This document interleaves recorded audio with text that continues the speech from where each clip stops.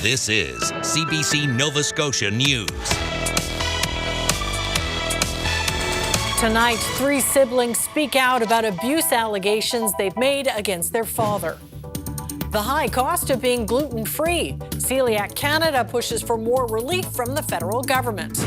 And pedal power, why Halifax is seeing a steady increase in cyclists. Chance for showers and a risk of a rumble of thunder overnight and again throughout the day on Thursday as our cold front starts to approach, bringing the relief from the humidity. Your full forecast is coming up.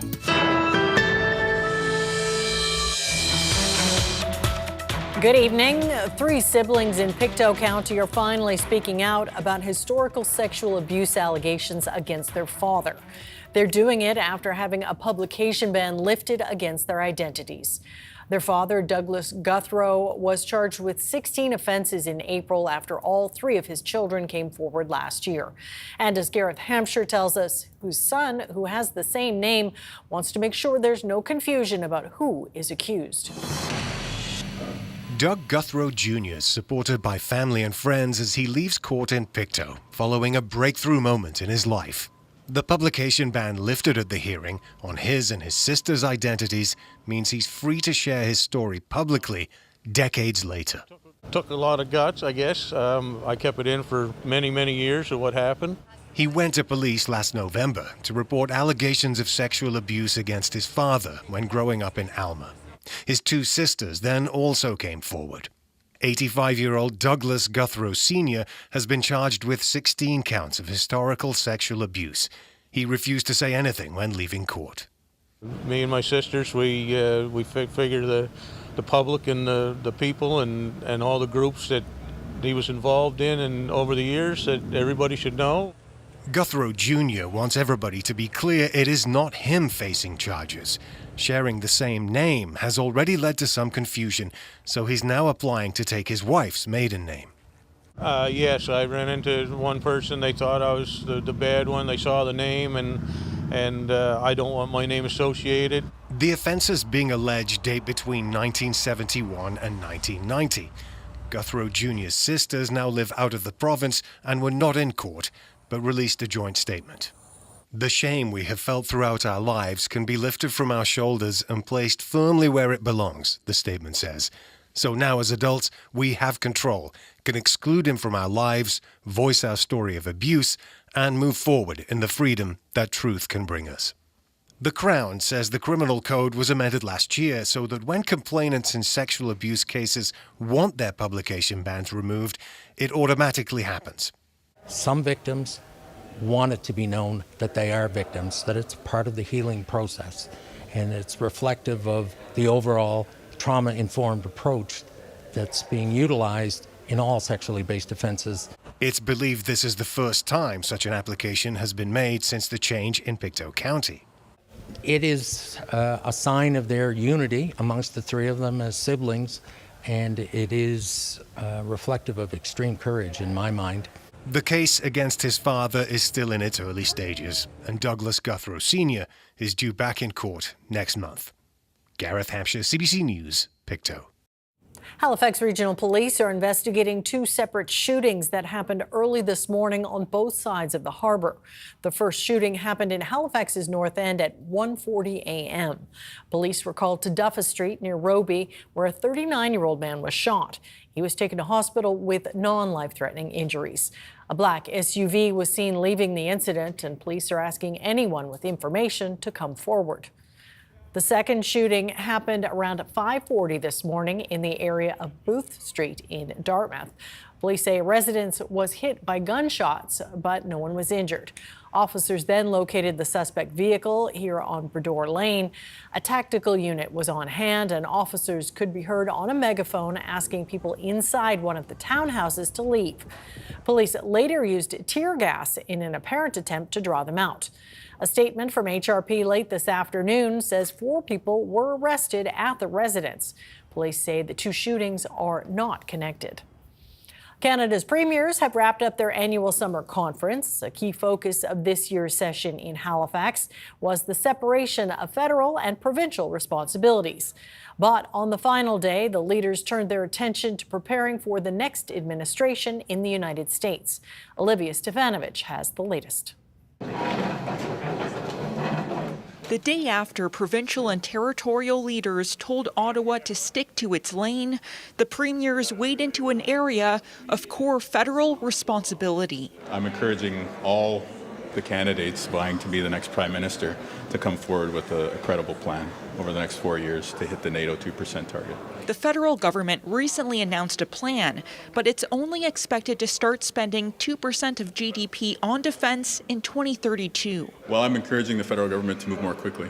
I think the timeline we have to think about is the next administration, whoever that may be, in the United States of America. Our anxiety, and I think the anxiety of many British Columbians, is looking at the possibility of a Trump administration coming in the United States. The premiers united in their concern, bracing for retaliation. It's unambiguous, the message from a potentially incoming Republican administration around what their expectations are from Canada around investments in defense. So to head that off, we really encourage the federal government to be prepared for that. It's too late. If things escalate, to say we should have invested. The time is now to invest, given the tensions that exist around the world, given the uncertainty that exists around the world. Their demand clear. The implication, Ottawa could do a better job at meeting its responsibilities if it sticks to its own jurisdiction. It certainly seems that we are kind of replacing the federal government in many ways on some of the issues that are really important to our country. From daycare to school lunches, they say the federal government is creating duplicate social programs. They're wasting taxpayers' money, go through the provinces, and you know what happens? The premiers get pissed. BC Premier David Eby announced full support today for Newfoundland and Labrador's court case, challenging Ottawa's equalization formula, payments that go to provinces to ensure uniform services across the country, a dispute that could continue when premiers meet next summer in Ontario.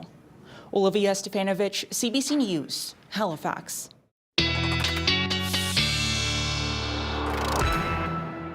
So another hot and humid day. We're kind of on rinse and repeat, right? Rinse and repeat indeed. And listen, it is definitely, there's no taking away from it. Today was another very hot day. And as expected, that hot weather a little closer to the Atlantic coastline today as well. Not quite the relief we had yesterday, though you can see Western Head at 20, but those hot temperatures certainly closer to the coast. 28 downtown Halifax, 28 at the airport. And you can see widespread temperatures today that were into the high 20s. And yes, 31 there at Ingonish Beach. And of course, the humidity. It is soupy, heavy air. 23 the dew point at the airport right now, and basically in the oppressive to very, very tropical range all across the province right now. So that is adding to just the unsettled, really not good feeling out there, especially if you don't have air conditioning. Now, there is some relief in sight, and there's the front, and that is going to be bringing in the drier air. On the other side of this front is that nice fresh air you can see across the Great Lakes right now, those dew points into the teens, which is more tolerable. But we've got one more day, another 36 hours to be closer to exact in terms of what we're going to be seeing with that humidity. So tomorrow, with the humid air, scattered showers, and with those heavy downpours in that tropical air and the risk for some thunderstorms as well. And you can see those temperatures will still be warm. We're still going to be feeling well into the 30s. So let's time it out. Looks like a couple of clusters of showers and storms as early as tomorrow morning, but a greater risk, it appears, for Nova Scotia into the afternoon and evening. And then that front will come through late Thursday night in through Friday morning, and we'll notice the humidity dropping throughout the day on Friday, which will set us up for a terrific Saturday. Sunday not shaping up too badly either. We'll break it down with your full 7-day forecast coming up in a few minutes. Amy. That sounds delightful. Yes, Thanks, it does. Ryan. Thank you. Well, as prices at the grocery store continue to rise, people with a gluten intolerance are struggling. According to Celiac Canada, gluten-free products are 200 to 500% higher than regular food. And that's why they're pushing for more relief from the federal government. Angela McIver reports. Yeah, we'd find our bread and buns down here because it's all frozen. You can't get a lot of gluten-free fresh. Heather Yule has celiac disease, and so do her 2 teenage daughters, which means she's constantly searching for gluten-free food at the best price. This has got 210 grams for $8.50. You savor those crackers? Yeah, I police them with my children because they would eat all of them. My other one that is right here, this is probably the best flour I can find around here, but it's 1.24 kilos for $16. In contrast, a bag of all-purpose flour for twice the volume is $4.49. According to Celiac Canada, gluten-free products have always been more expensive than food that contains gluten by about 150 to 200%. But since the pandemic, that's jumped to more like 200 to 500%. And it's all because manufacturers can't get the ingredients that they need, and they're making substitutions. And that means there are supply delays as a result. And of course, the extra costs are being passed down to consumers at the grocery store. For Ashley Hickey, it means tracking every single expense into a spreadsheet. Both she and her 7-year-old son are celiac. In June, the grocery bill for their family of 4, not including treats or takeout, added up to $2,600. And I actually said to my husband, I said, wow, I can't believe how expensive this is. I didn't realize my grocery bill was that bad. And I said, wow, we either need to get, a rice flour farm or something, because this is insane. Families track receipts because they're eligible for a federal tax credit, but Celiac Canada says it often amounts to only $30 to $50 a year. So the system that they've created actually doesn't work. It's cumbersome, almost inaccessible, and really gives zero relief to people. Celiac Canada is now pushing for a flat medical tax claim of $1,000. The federal finance department says it would be inappropriate to speculate on any potential change to offset the high cost of eating gluten-free. Angela McIver, CBC News, Dartmouth. As we mentioned last night, Canada's annual inflation rate dropped slightly in June. According to one expert, it's a sign people are spending less. But it will be a while before we can see much of an impact. The CBC's Kyle Moore has that story. For 365 days a year, Loaves and Fishes in Sydney serves a hot meal. The number of people coming through their doors continues to grow. Our numbers have risen over the last 2 or 3 years. We've been steadily going up. Our average used to be 90. Now we're averaging about 185, so we doubled over 3 or 4 years. Marco Amati says the cost of living has hit many hard in the area. He says the lack of jobs in Sydney and rent prices are too high for some people. Statistics Canada says the national inflation rate in June was 2.7%. That's down from 2.9% in May. But Amati isn't celebrating. Doesn't mean much. I mean, I have to go out and buy the freezer food, and I don't see those costs going down. So to me, that's okay for the economy world, but for us, we're still feeding a lot more people, and people are not, they can't make ends meet. The federal agency says the drop in inflation last month was largely the result of slower year-over-year growth in gasoline prices. Gas prices rose 0.4% in June, following a 5.6% increase in May. So what we see right now is the inflation is slowing down, so the rate at which prices changes, it's lower. But the price remain high, and this is why there's some confusion among the population. Patrick Delamorand says inflation is not directly linked to price levels, but he says if it continues to decrease, we will eventually see the impact. With time, we'll be able to, maybe not in the next year or the next 2 years, but eventually we'll be able to catch up and return more or less to what we used to be able to buy 2 or 3 years ago. Back at Loaves and Fishes, Amati says they still have mouths to feed no matter the cost. When you're feeding almost 200 people a day, you do the math, we go through a lot of food. And by going out buying bulk, it just wears us down. Meanwhile, Nova Scotia's inflation rate in June was 3.5%. Kyle Moore, CBC News, Sydney.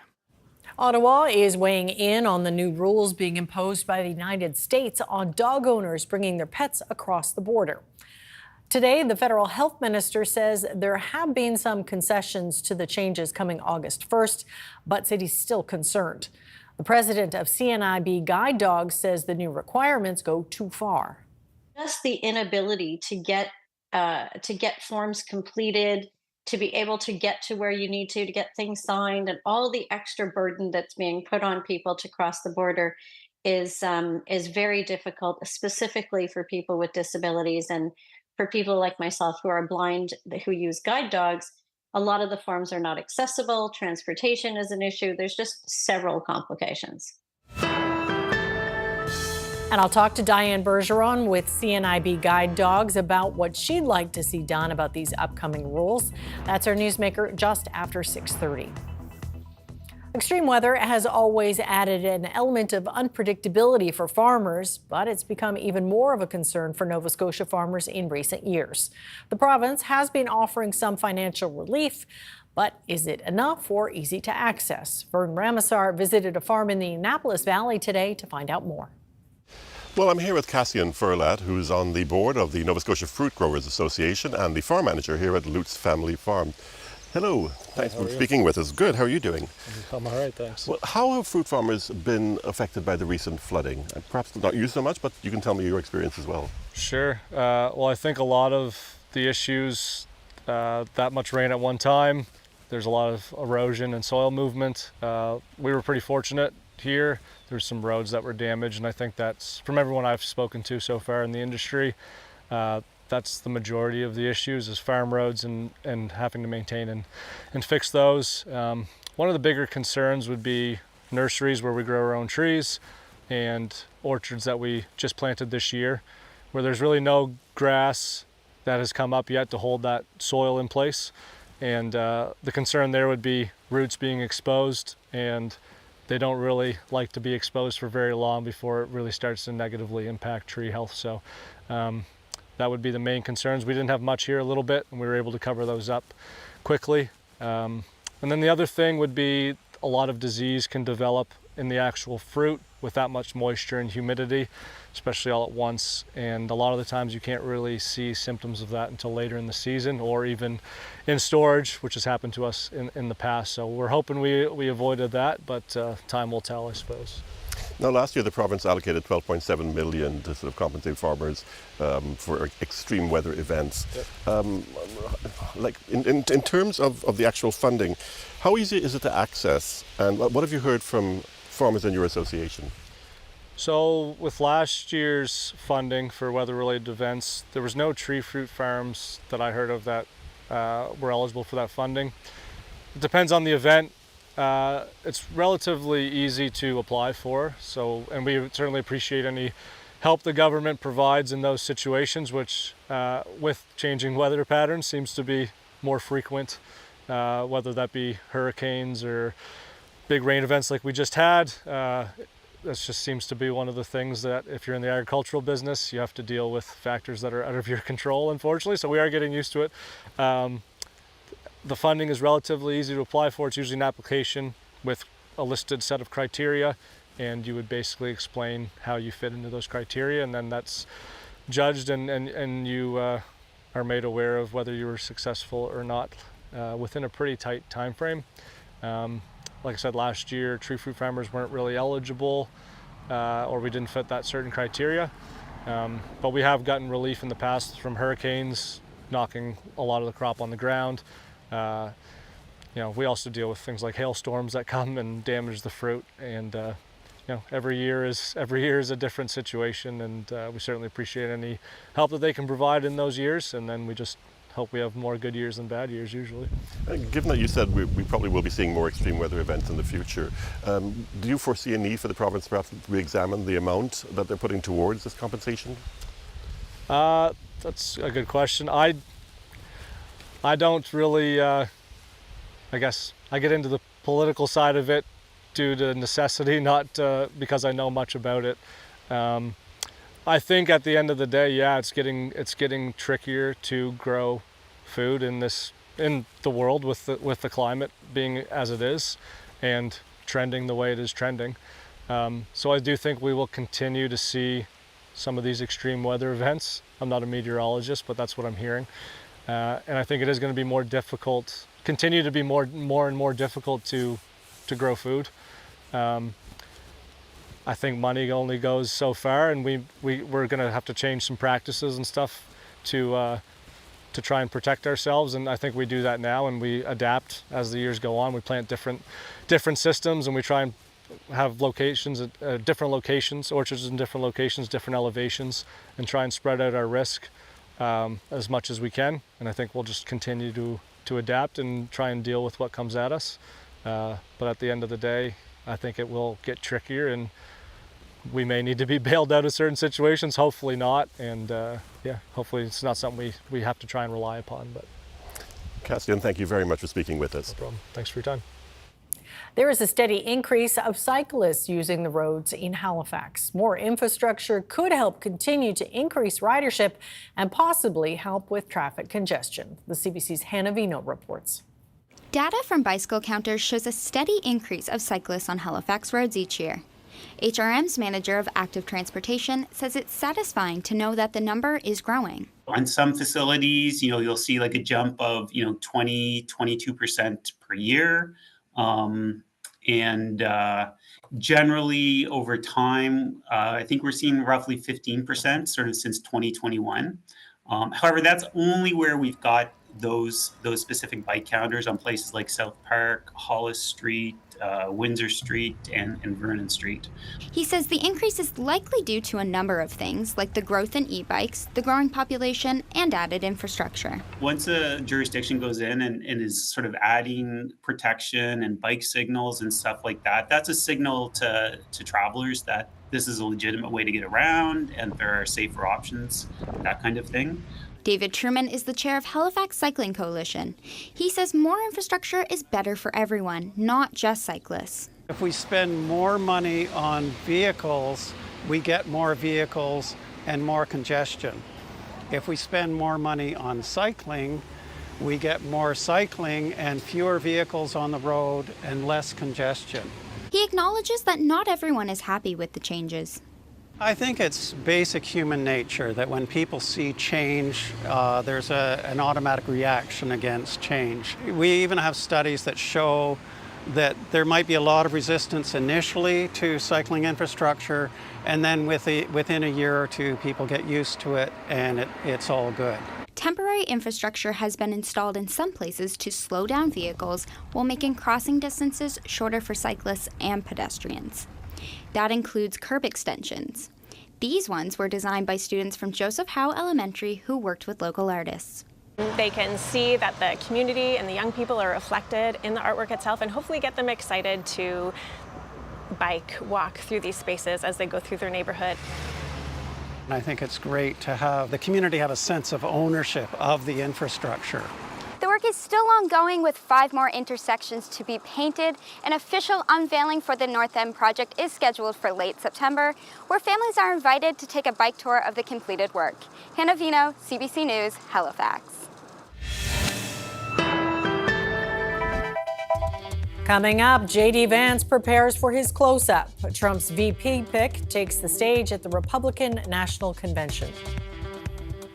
And the King's speech. King Charles delivers the ceremonial opening remarks in British Parliament. And Ryan's up next with his full weather forecast. We're back after this.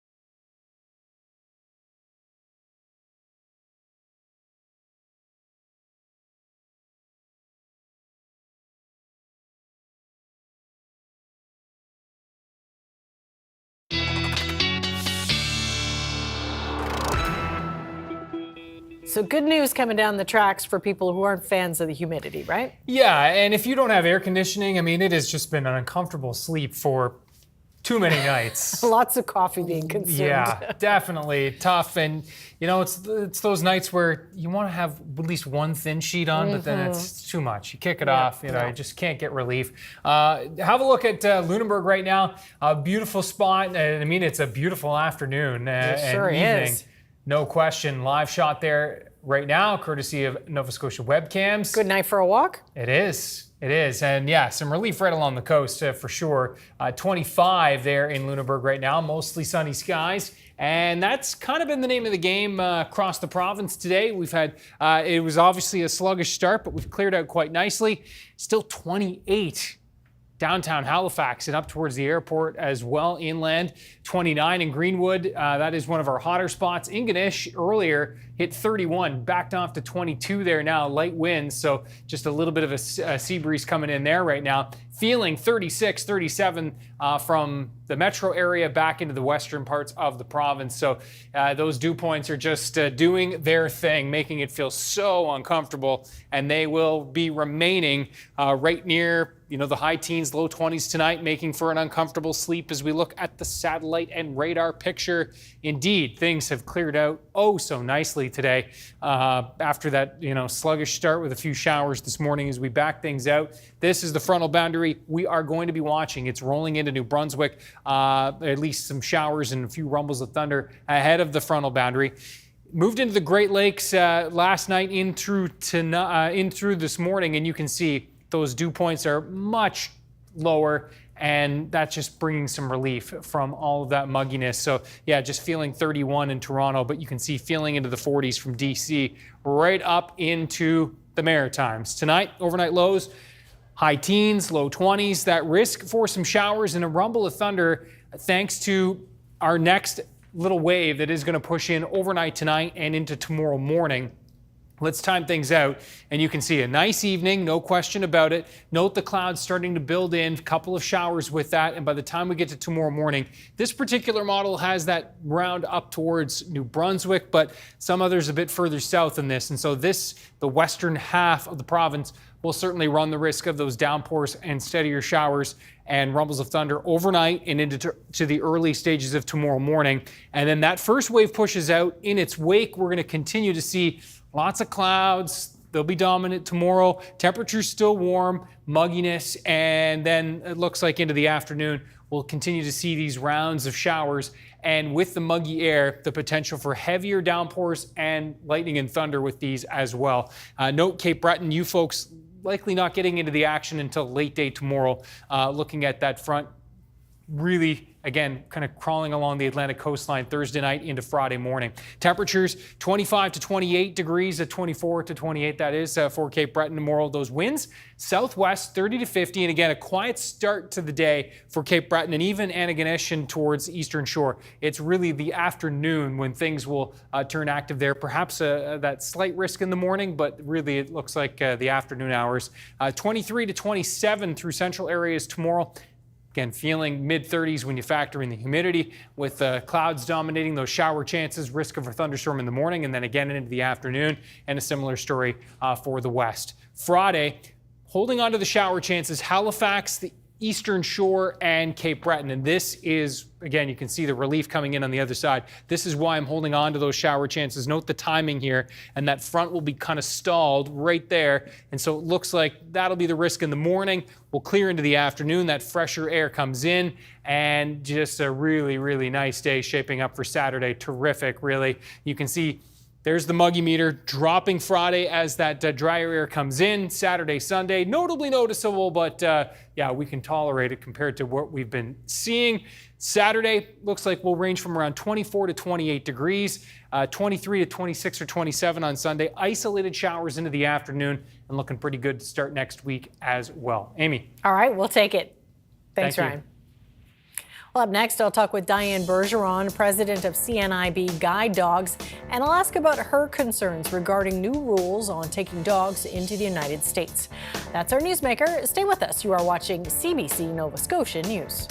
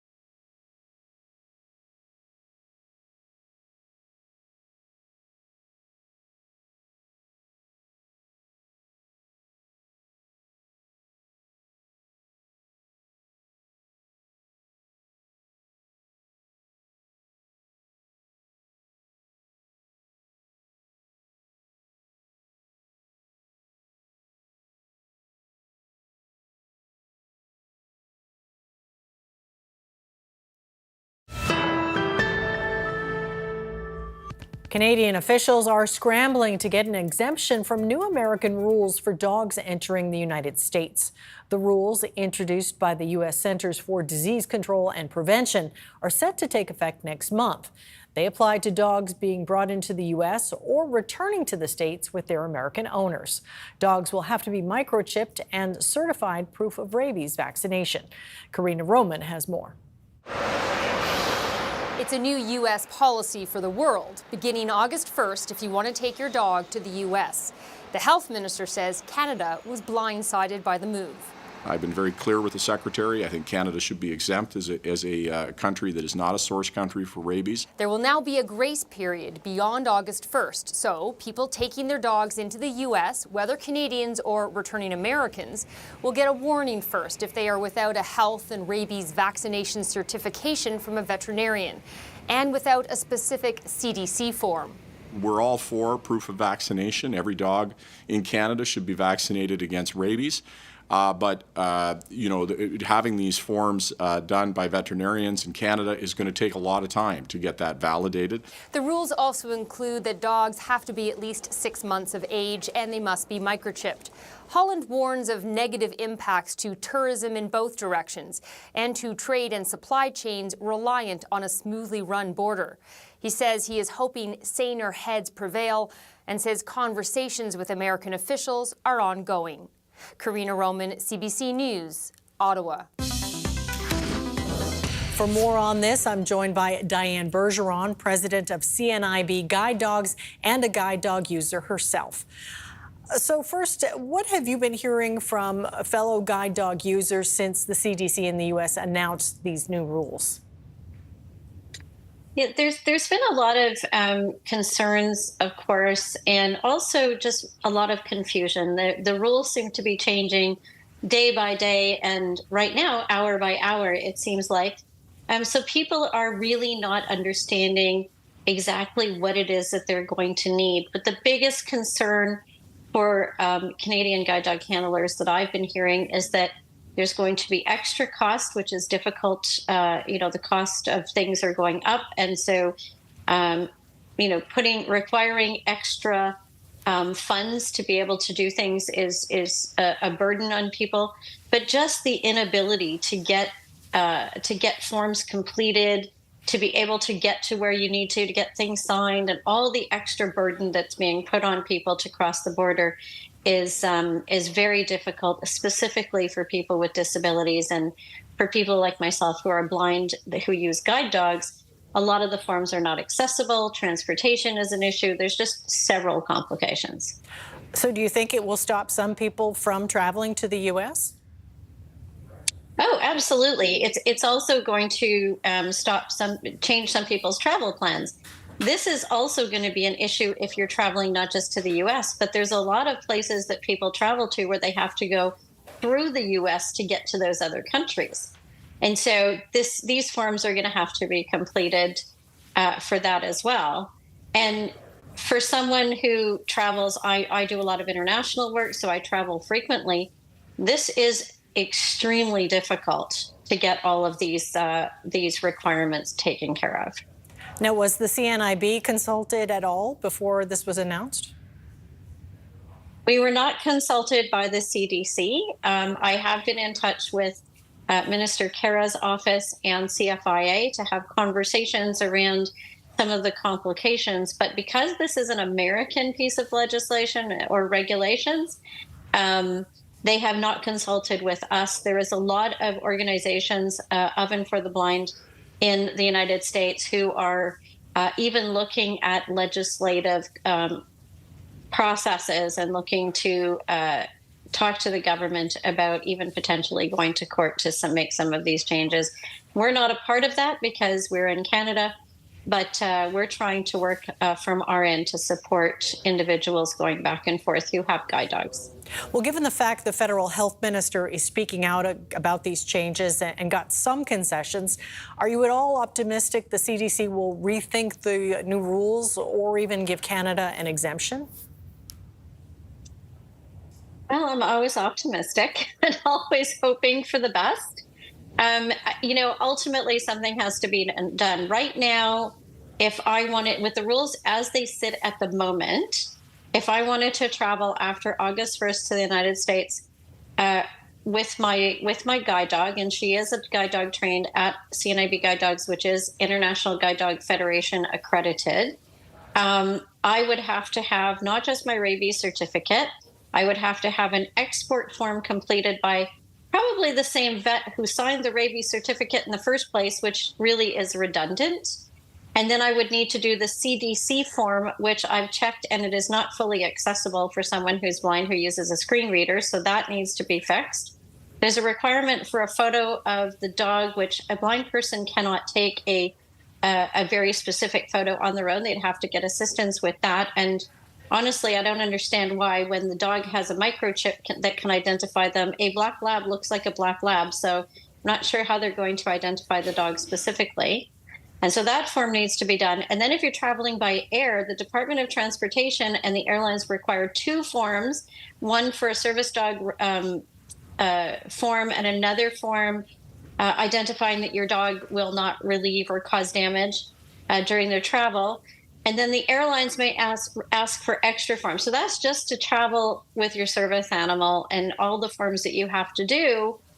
Whereas what I believe all you should have to do is provide your rabies certificate, which is already signed and certified by a vet to meet the requirements, and your identification card from your province or from your school, your guide dog program, showing that you're coming from an International Guide Dog Federation accredited program or certified by your province. And that should be all that you need to do any travel with a guide dog. All right, it is a story we will be following, and thank you so much for your take on it, Diane. We appreciate it. Thank you. Coming up, from floods to wildfires, so far it has been a record year for extreme weather events.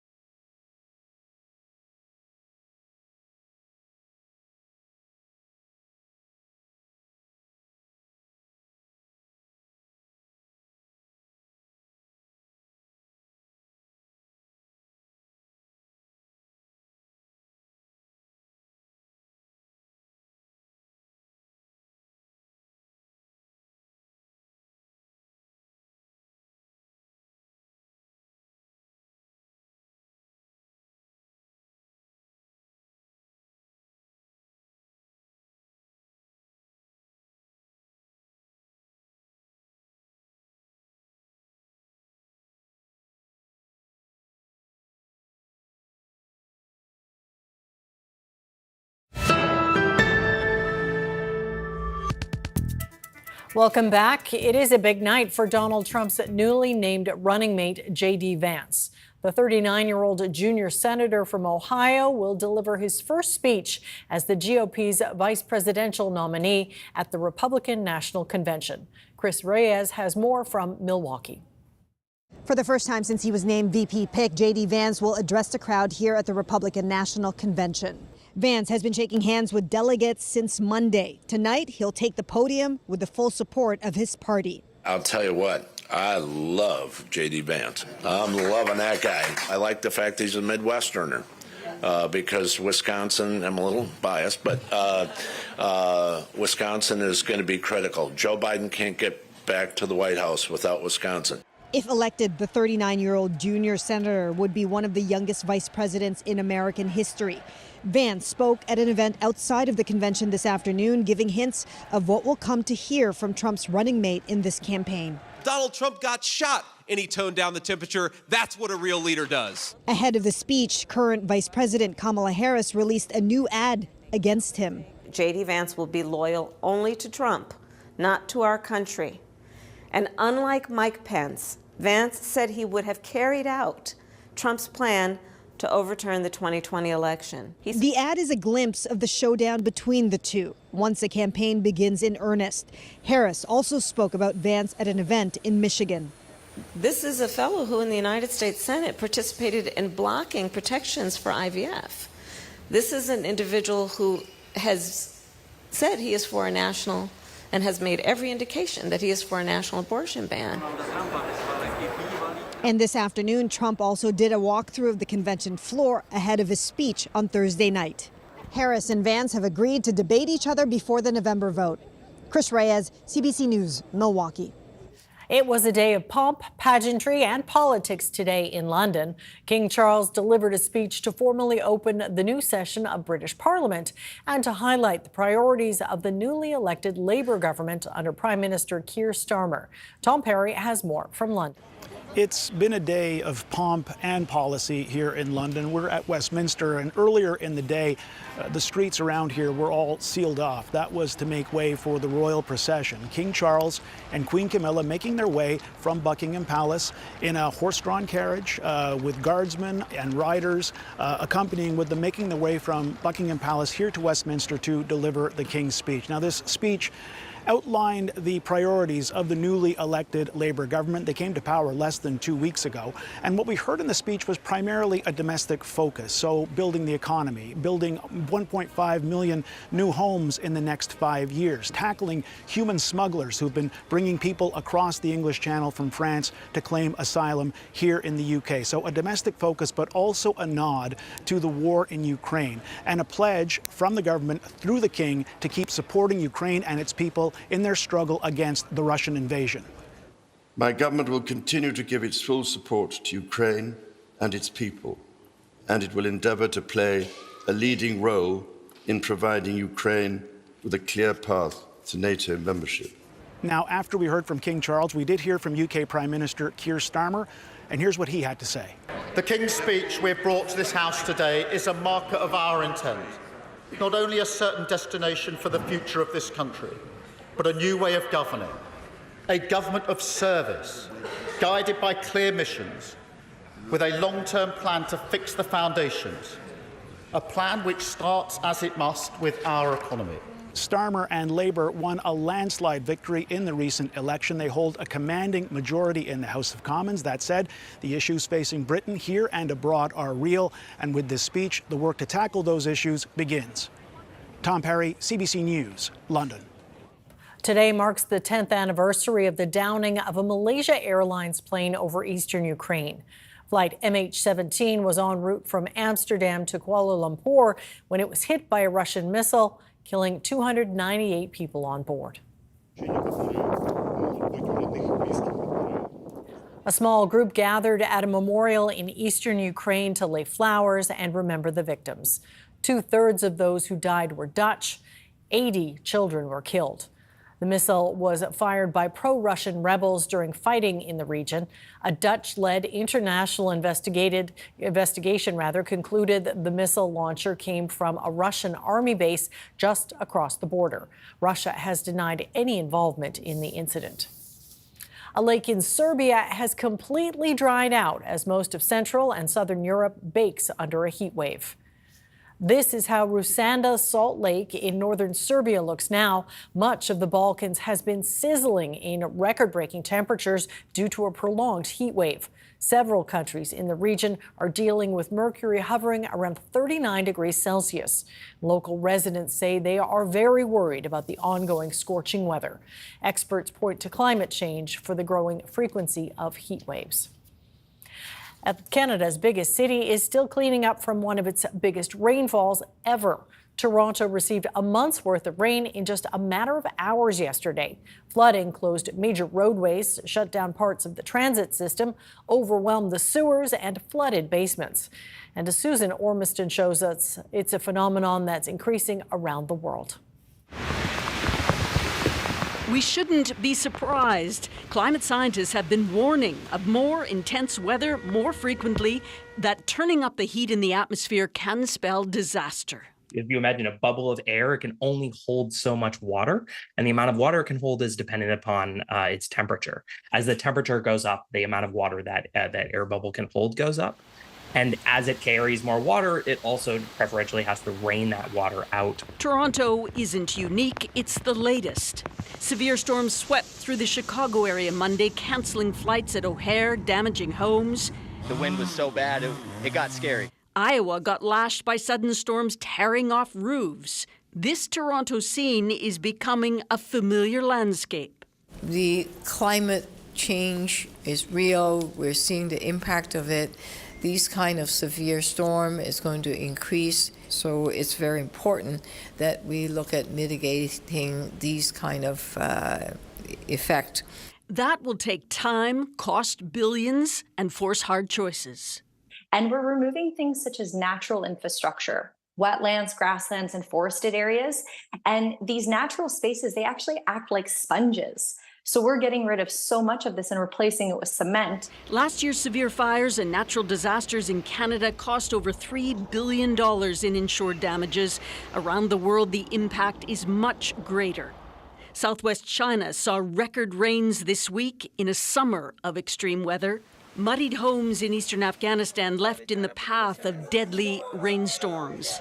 And a search for survivors in Nepal after monsoon rains triggered a landslide, sweeping 2 buses into a raging river. Our planet is trying to tell us something, but we don't seem to be listening.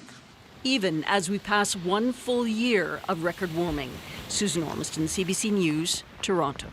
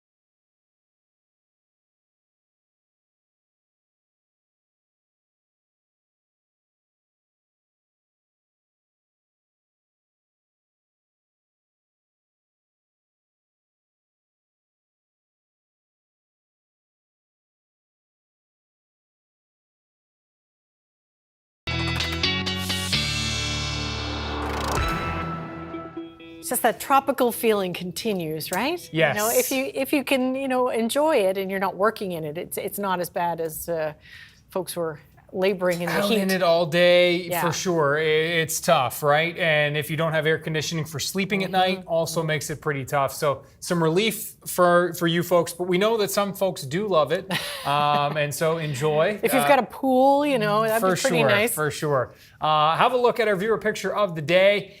This one, yes, beautiful, Victoria Park, and this is just a terrific photo. Couldn't you just dive right in there? Yeah. Margaret, thank you so much. Those towering cumulus clouds almost look like mountains in the background. They do, don't they? Love that shot. Thank you so much to Margaret for sharing. Ryan's picks at cbc.ca. The forecast for tomorrow, widespread scattered showers and a risk of thunderstorms, not only in the morning, but into the afternoon. The greater risk for the afternoon in through eastern areas, but certainly the risk kind of throughout the day, and the potential for some heavier downpours with that tropical air.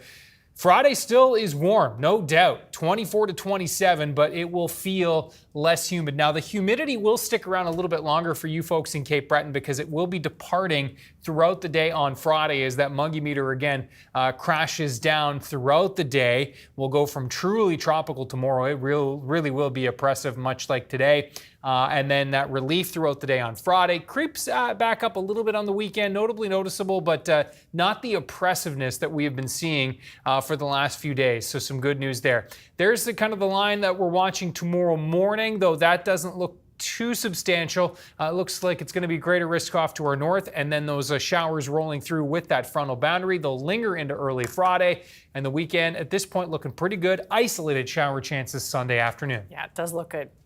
All right, well, swan upping, the centuries-old British tradition of counting the monarch's swans, is underway. Swan upping has been taking place since the 12th century. Naturally, in those days, it was a very, very important food. Of course, today, swans are no longer eaten, and they are a protected species.